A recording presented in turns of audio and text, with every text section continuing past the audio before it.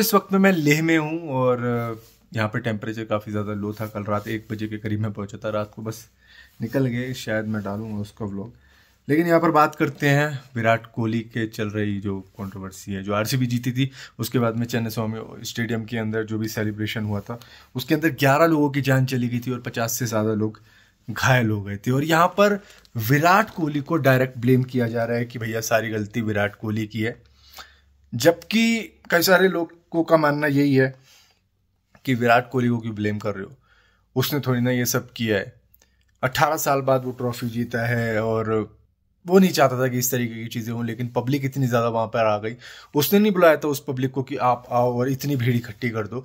वो पब्लिक खुद की मर्जी से आई थी और इस तरीके की जो चीज़ें हुई वो उन पब्लिक की गलती है, उस क्राउड मैनेजमेंट की गलती है जो कि उस क्राउड को संभाल नहीं पाई। लेकिन फिर भी सुनील गावस्कर जी की एक बात बिल्कुल सही है कि अगर विराट कोहली ऐसे 10 आईपीएल ट्रॉफी भी जीत लेगा ना, वो कभी भी रिस्पेक्ट और मैच्योरिटी गेन नहीं कर पाएगा। क्योंकि देखो, विराट कोहली ने अभी तक ना कोई ट्वीट किया, ना कोई कंडोलेंस दिखाया, ना कोई बात करी उसके बारे में, सीधा ही लंदन चले गए, जिसकी वजह से उनको और भी ज्यादा हार्श कमेंट कही जा रही है कि भाई तुमने ये किया, तुमने वो किया। और वो इसी वजह से कहा जा रहा है कि बंदे ने रिएक्ट ही नहीं किया। मैं तो कहूंगा आरसीबी के किसी भी जने ने रिएक्ट किया ही नहीं कि इस तरीके की हरकत हुई है जहां पर 11 लोगों की जान चली गई। और इस ट्रॉफी पे एक्चुअली में छींटे उन लोगों के खून की है जो कि सेलिब्रेट कर रहे थे इस जीत को।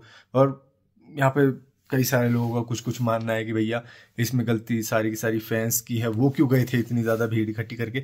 लेकिन यहाँ पर कर्नाटका गवर्नमेंट ने बेंगलुरु के पुलिस कमिश्नर को सस्पेंड कर दिया है, क्योंकि उनकी वजह से ये कहा जा रहा है कि उनकी वजह से ये गलती हुई है। लेकिन बेंगलुरु के कमिश्नर को सस्पेंड कर दिया क्योंकि वो इस क्राउड मैनेजमेंट को संभाल नहीं पाए। सारी की सारी गलती उनकी थी। हालांकि हमने कई सारी वीडियो में देखा कि पुलिस डंडे वंडे मार रही थी कि इतनी भीड़ इकट्ठी मत करो, लेकिन फिर भी वहां पे पब्लिक आई, उनको पता नहीं क्या लगा और क्या नहीं लगा। वो वहां पर बच्चे और उन्होंने शायद उस सेलिब्रेशन के अंदर पार्ट लेने की कोशिश करी, लेकिन अंदर सेलिब्रेशन तब हो रहा था जबकि मालूम था कि भाई बाहर लोगों की जान जा रही है।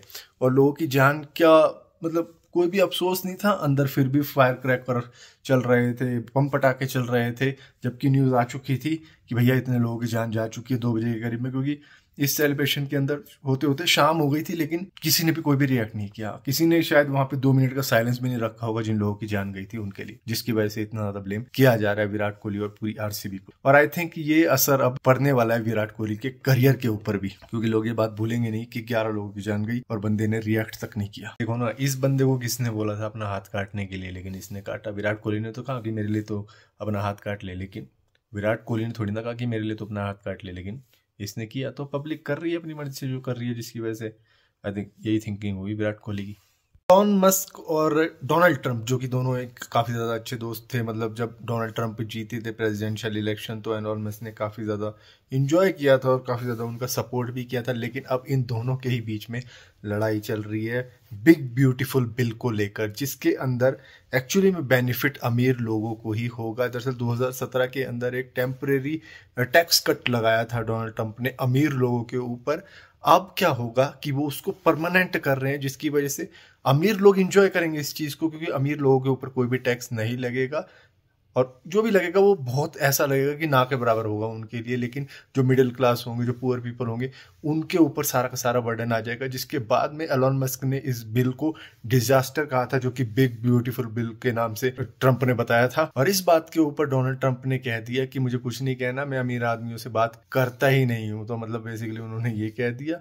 और इसके बाद में एलोन मस्क ने डोनाल्ड ट्रंप को कह दिया कि वो अपनी बुद्धि खो चुके हैं, उनका दिमाग उनके वश में नहीं है, एक तरीके से ही लॉस्ट हिज माइंड, ऐसी कुछ बात कही थी। तो इस वजह से अब इन दोनों में एक तरीके से टकरार चल रही है। दोनों ही एक दूसरे को उल्टा सीधा बोल रहे हैं, दोनों ही एक दूसरे की इस वक्त में इंसल्ट कर रहे हैं, जबकि ये काफी ज्यादा अच्छे दोस्त हुआ करते थे और दोनों ही एक दूसरे की हेल्प कर रहे थे। आपने देखा होगा ओपन एआई का जो भी यूएई की डील चल रही थी उसको एलोन मस्क ने पॉलिटिकल पावर लगा के कटवा दी थी, लेकिन अब दोनों में झगड़ा हो गया। देखो यहाँ पर कुछ और बातें हो रही है एलोन मस्क और डोनाल्ड ट्रंप के बीच में, जिसमें एलोन मस्क कह रहे हैं ट्वीट करके कि भैया मेरे बगैर ट्रंप ये इलेक्शन जीत भी नहीं सकता था, वो हार सकता था इस इलेक्शन को, तो मेरी वजह से वो जीता है करीबन 51-49 की रेशो से ये इलेक्शन। और उसके बाद में एलोन मस्क कह रहे हैं कि ये बिल मुझे बताया तक नहीं गया था, और जो बताया जा रहा है ये बिल मुझे दिखाया तक नहीं गया था, और जो बिल पास किया गया है वो बिल्कुल ही डिफरेंट है, वो बिल्कुल ही चेंज्ड बिल है जो मुझे शो किया गया था पहले। जिसके बाद में ट्रंप कह रहे हैं कि मैं बहुत ही डिसअपॉइंटेड हूं एलोन मस्क से, क्योंकि मैंने उसकी बहुत ही ज़्यादा हेल्प करी है,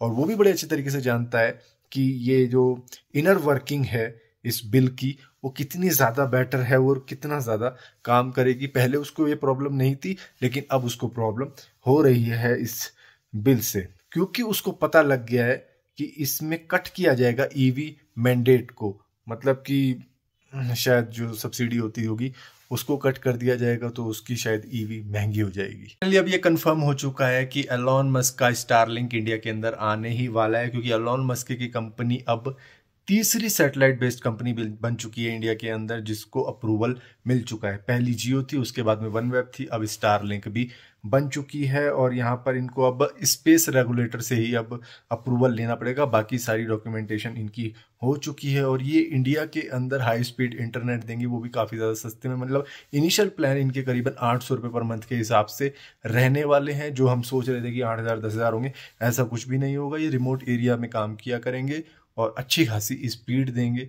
तो यहाँ पर बस इन स्पेस करके है, उनसे ही अप्रूवल इनको चाहिए, बाकी इनका काम सारा हो चुका है। एयरटेल और जियो इन दोनों को ही दिक्कत ये आ रही है कि भैया ये स्टारलिंक वाले इंडिया के अंदर क्यों आ रहे हैं, क्योंकि ये करीबन 4% के रिवेन्यू से स्पेक्ट्रम फी दे रहे हैं, जिसकी वजह से इनको दिक्कत ये है कि हमको 21% ज़्यादा का महंगा ये स्पेक्ट्रम दिया गया है, लेकिन गवर्नमेंट इनको सपोर्ट कर रही है, सस्ते में स्पेक्ट्रम दे रही है जो सैटेलाइट इंटरनेट वाले हैं, जबकि हमको 21% ज़्यादा देना पड़ता है। तो जिसकी वजह से ये लड़ रहे हैं कि भैया सबका स्पेक्ट्रम सेम होना चाहिए, ये जो सैटेलाइट है या फिर वायर्ड वाले हैं और या फिर मोबाइल नेटवर्क है वो सभी सेम होने चाहिए, आप ऐसी पार्शियलिटी नहीं कर सकते। तो अभी वो इसके ऊपर भी बवाल उठा रहे हैं। आपको मालूम होगा अभी 2 दिन पहले मैं कश्मीर में ही था, और मैं कश्मीर से उसके बाद में दरास में आया, उसके बाद में अब मैं डायरेक्ट लेह में आया। तो मैंने श्रीनगर में अनंतनाग में भी स्टे लिया था, उसके बाद में श्रीनगर में भी स्टे लिया था। और ये बात सच है कि वहाँ पे टूरिस्ट कम आ रहे हैं, लेकिन यहाँ पर चिनाब ब्रिज का उद्घाटन किया है मोदी जी ने आके, जो कि 359 मीटर हाइट है। मतलब ये एफिल टावर से भी ज़्यादा ऊंचा ब्रिज है, और दुनिया का सबसे ऊंचा रेलवे ब्रिज ये बनाया गया है, और इसकी लेंथ 1315 मीटर की है। इसको 2004 में स्टार्ट किया गया था, और अब जाके 2025 में ये पूरी तरीके से तैयार हो चुका है, जिसका उद्घाटन मोदी जी ने किया है। और यहाँ पर एक हॉर्स ओनर है जो कि पहले घोड़े चलाता था, अब वो चाय बेच रहा है वहाँ पे, क्योंकि पब्लिक नहीं आ रही है, क्या लोग टूरिस्ट नहीं आ रहे हैं वहाँ पे। और मैं खुद बता सकता हूँ इस बात को कि टूरिस्ट बिल्कुल भी नहीं आ रहा है। जो शिकारा है वहाँ पे, जो डल लेक पे शिकारे विकारे होते थे, वो वैसे के वैसे ही खड़े हुए हैं। इतनी ज़्यादा पब्लिक नहीं आ रही है यहाँ पर घूमने के लिए। जब से पहलगाम अटैक हुआ है लोग डरे हुए हैं। मैं भी जब गया था कश्मीर में तो थोड़ा बहुत डर मुझे भी था, और मिलिट्री इतनी ज़्यादा डिप्लॉय है कि आपको हर चप्पे पे आप मिलिट्री मिल जाएगी, आप अपने आप को सेफ महसूस कर पाओगे मिलिट्री की वजह से। लेकिन हाँ, एक डर रहता है तो वो है। लेकिन हाँ, टी ओनर कह रहा था कि अगर मोदी जी आए हैं तो एटलीस्ट 2 दिन गुजारे यहाँ पे, ताकि पब्लिक को ये कॉन्फिडेंस मिले कि कश्मीर में भी रुका जा सकता है, ये सेफ है लोगों के लिए। 22 का जो वाक़ा हुआ है उससे काम पे असर ही नहीं बल्कि पूरी से मतलब बैठ ही गया है। टूरिज़्म आ ही नहीं रहा किसी भी तरह से, थोड़ा सा आ रहा है लेकिन वो भी डर है। और अभी हम चाहते हैं कि हम गुजारिश करते हैं मोदी जी से कि अगर वो भी आए, अभी जो आ रहे हैं जम्मू में आ रहे हैं वो ट्रेन का उद्घाटन के लिए, तो हम उनसे गुजारिश करते हैं वो 2 दिन गुजारे कश्मीर में, ताकि देश भर में जो भी डर है, जो न्यूज़ चैनलों की वजह से डर फैल गया है, वो कम हो जाए और लोगों को यकीन हो जाए, क्योंकि सारा देश इस वक्त एक ही इंसान की बात सुनता है, वही मोदी जी। दोस्तों, जब आप रोड पे निकलते हो तो आपको कई सारे इडियट्स का सामना करना पड़ता है, वो आपको मिलते ही मिलते हैं।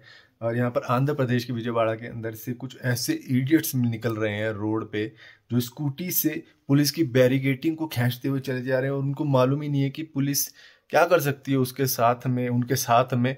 उनको क्यों, मतलब इतनी इज्जत क्यों देनी इनको, इनके साथ में या तेरे साथ में क्या कर सकते हैं, इनको अंदाजा भी नहीं। शायद अब तक ये अरेस्ट भी हो चुके होंगे इस तरीके करने की वजह से, जिससे कि पब्लिक में किसी की भी जान को नुकसान हो सकता है। मतलब सिर्फ रील के लिए, वीडियो के लिए इस तरीके की हरकत कर रहे हैं। तो मेरे हिसाब से तो देखो, हेलमेट भी किसी ने नहीं पहना, इतना ज़्यादा ग्रुप चल रहा है, पता नहीं कौन है कौन नहीं है।